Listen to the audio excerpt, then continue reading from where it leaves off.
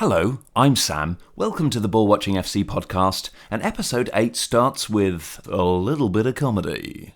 Who has 2 thumbs and is the only team to beat Mexico at the Azteca in the World Cup ever? This nation!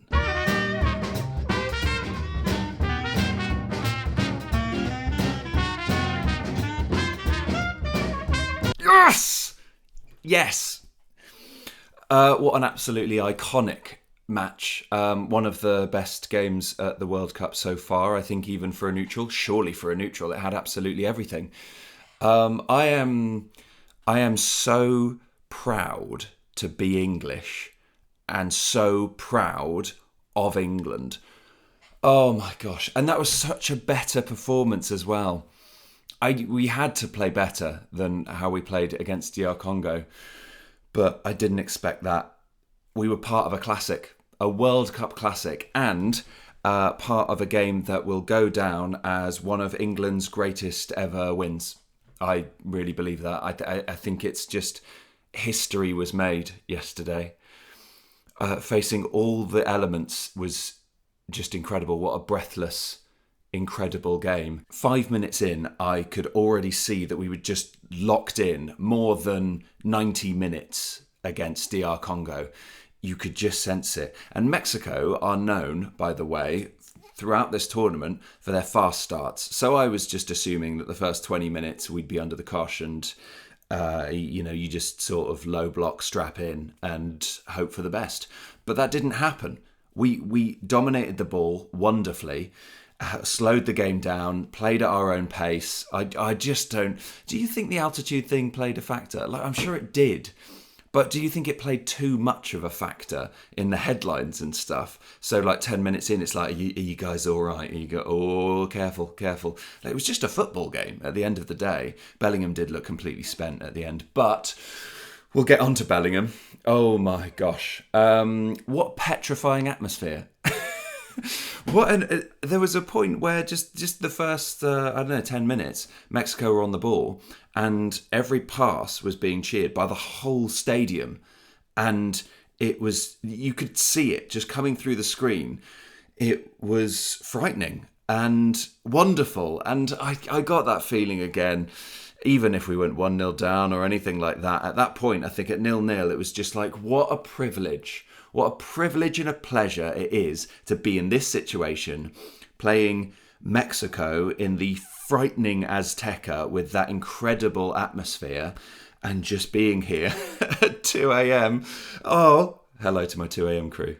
Who stayed up? Who stayed up for it? It was worth it. It's absolutely worth it. It's 10 to 11 on Monday morning as it stands, so I'm sure you're suffering now, but it was so worth it. What an incredible game of football, not just for England, not for Mexico, but for everyone else, for the neutral. It was absolutely amazing. So let's just go through it, those Jude Bellingham goals.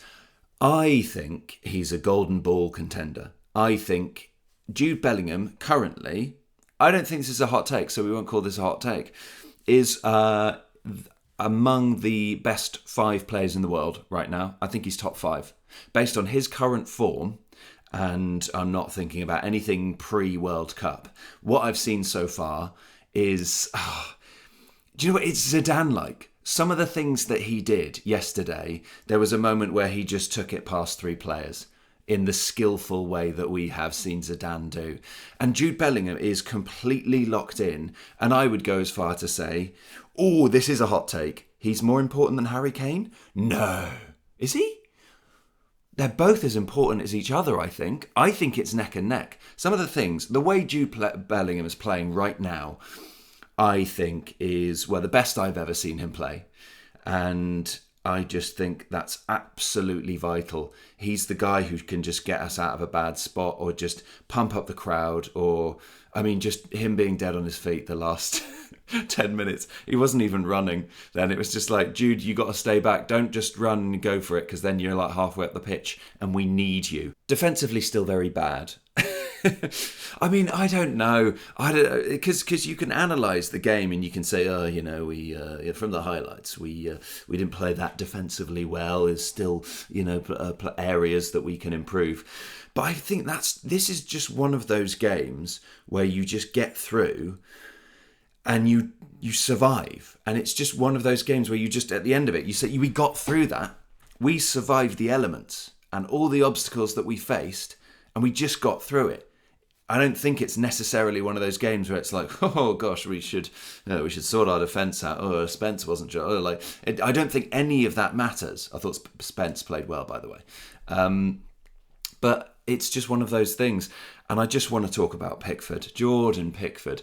For me, the two best saves in the whole World Cup of any team happened last night against Mexico. Oh my gosh, it was, do you know what? It was, this is another hot take. It was Gordon Banks-esque, that first save from Raul Jimenez with the header where Pickford had to get down with his hand on the floor to elevate it up and out for a corner. What a save. And then the second save was just a brilliant top corner, going top bins, outstanding athletic save. Pickford, I love Pickford. He definitely can still be erratic at times. I feel like even 2 years ago at the Euros, there was just one game where he did one thing that was a bit erratic. And then the rest of the game, it was like, careful, Pickford, you're making wonderful risks that are petrifying everyone and it's not quite going. But last night was perfect.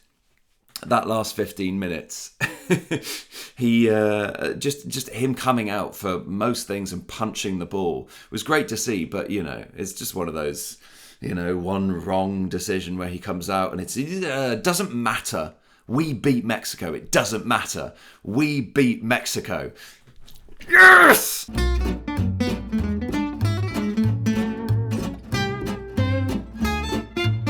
I want to talk about Joel Quansah as well, his red card. I thought he was brilliant yesterday. I thought he was really good. I was worried because last time he played right back a couple of games ago, I didn't enjoy it at all. I just thought he looked out of place. But he looked so calm and assured and just where he should be at right back. So, Tuchel, well done. I don't know anything about football. You know a little bit more than me. I get it. Well done. That's fine.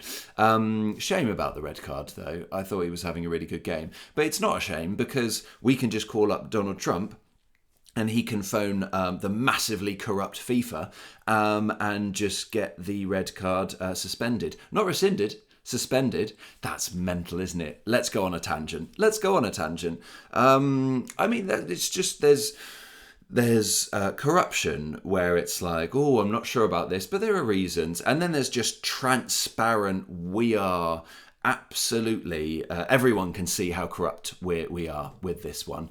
That's insane. They didn't rescind it. They didn't rescind the card. If they'd have rescinded the card, I bet they'd get way less headlines. They suspended Balogun's card. So in a year's time, he'll miss a friendly or something like that. I don't know what he'll miss.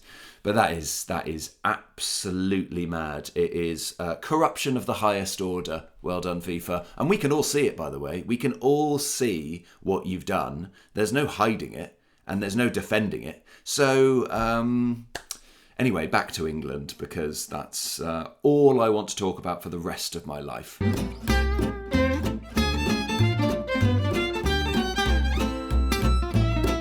Anthony Gordon, him winning the penalty for a start, his pace was excellent.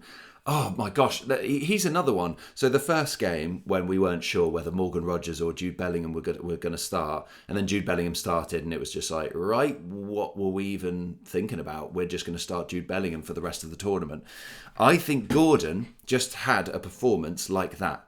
I don't think we should start Rashford again. I think we start Gordon on the left-hand side because what a brilliant game he had. He was excellent. And it made me think about a month ago when Barcelona decided not to sign Rashford for something like 25 million, but sign Anthony Gordon for 69 million instead. They look clever now. We look foolish for ever questioning that. Oh my gosh. Good work, Gordon. Yeah, brilliant.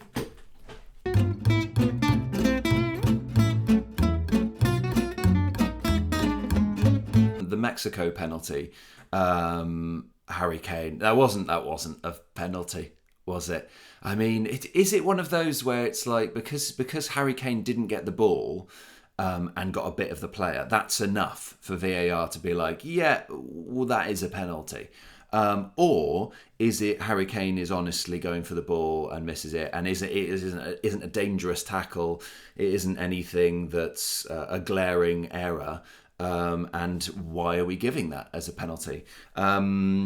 Yeah, very frustrating. But I think that the later we'll get into these tournaments, the better the refereeing should be. But that was the last 32. No, it wasn't. It was the last 16. This World Cup's going like the clappers. We should only see brilliant refereeing from now on. And, you know, I'll tell you who we won't be seeing again. The referee for the Paraguay-France game. That is... I need to go on a tangent about this one. Oh my gosh. That is the most classless, spineless performance I've ever seen from a nation, let alone a team, in that France-Paraguay game. And on top of that, it was the worst refereeing performance I've ever seen in my life. I was getting furious. I think the number one thing I hate in football is injustice and consistency as well. But I would not be surprised if in a couple of weeks, couple of months' time, we see that referee in the headlines who's been found guilty for match fixing and gets a ban and a fine, because it is insane. It is indefensible how you can referee a game in that way and miss so much. And I could rant about it for a while, so I won't. But I couldn't believe what I was seeing. But I did want to have a look up at the Paraguayan headlines after the game to see what Paraguay's take on their team was. And it was mostly positive. It was very much the narrative of... we went down fighting in a good way, not in a bad way, and we're very proud of our boys to leave it all on the pitch and to do everything they can to try and win the game. And I was kind of doing a bit of research about this, because I know South America generally does have a bad reputation for this. Argentina, along into the 70s and 80s, they have these moments where, need I say more, Maradona, the hand of God, things like that. Uruguay have a bad record and a bad reputation. And now Paraguay, I haven't seen much of Paraguay before this World Cup, but it's not great. But it does come from an underdog mentality. And I think for a start, I mean, we didn't see this Paraguayan kind of performance against Germany. So it is just based on a few games that have bad blood in them. But it is part of being the underdog, where you're scrappy, you're fighting, you've got to find different ways to beat the top teams. And that is the mentality and kind of the origin of where it comes from. So, but I don't think there's any excuse, because I am so glad Paraguay are out based on that one performance. I just absolutely loved Mbappe laughing. I absolutely loved Mbappe not shaking any of their hands. I wouldn't have shaken any Paraguayan players' hands after that. There's ways for underdogs to act, and it is not in that way. And I'm getting furious just thinking about it. Anyway, back to England.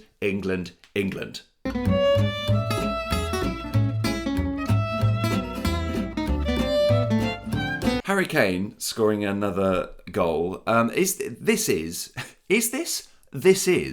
the greatest Golden Boot race I have ever seen at a World Cup. It's box office. It's amazing, and I absolutely love that all the four players that are the three players that are on 7 goals, Messi, Haaland and Mbappe, and Harry Kane right behind them with 6, are all still in the tournament. And, you know, I don't know how we'll do against Norway. We'll see. But Haaland may score against us. It's definitely a possibility, particularly against our defence. We're being positive. Get that performance in the past. It's on to the next one. We can beat Norway. We can beat Argentina. We can beat France. Come on.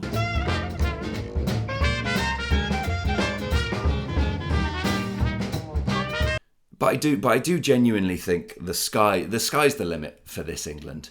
The last 15 minutes of being a man down and being a goal up and trying to hold on to that lead, I think that was so important that we just didn't concede and we saw the game out. The last 15 minutes was the longest 15 minutes of a football game I may have ever experienced. And then 13 minutes after that of added time. Oh, I was in hell. But I think what that proves is that we can defend a lead. And we know that now. This England that doesn't have the greatest defence, we've seen that in this World Cup. Look at what we can do when we're a man down at the Azteca, when Mexico have all of the ball and they're attacking and Jude Bellingham is dead on his feet. Look at how defensively solid we can be when we want to. And I just think we'll improve now. I think that's it. I'm so pleased to say that the DR Congo performance is in the past now. And that's the England that we will be for the remainder of the tournament against Mexico. That's what we will be. It's going to be a wild ride, and I just think we're ready for it now.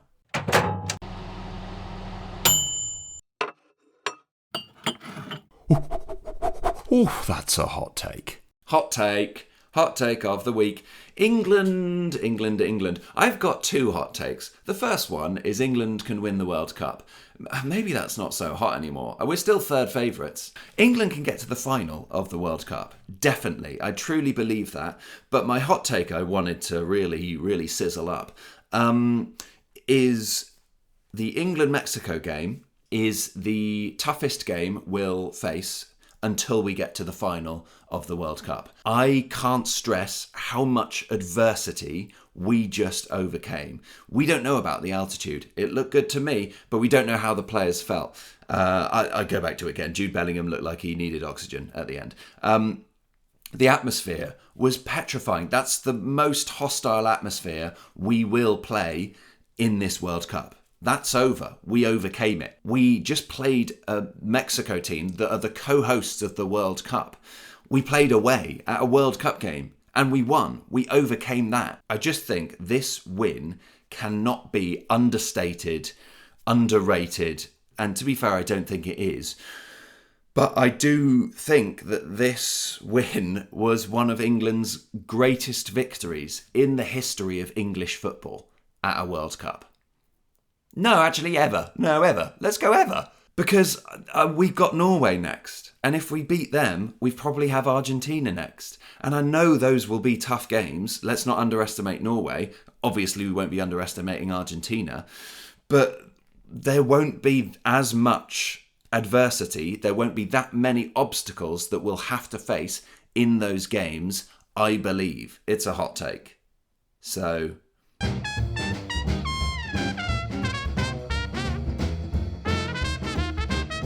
for now, just go out and celebrate because we're in the last 8 of the World Cup and we have a real pathway to get to, I believe, at least the final of the World Cup. The optimism is back. The positivity is back. Everyone is happy. England are going to beat Norway. England are going to beat Argentina. Then we'll see at the World Cup final. See you then. Come on, England! If you enjoyed this podcast, please like, please subscribe, please buy a drum to do the Norway rowing thing, but instead go dum dum, watching FC Podcast, whoo! And please join me next time.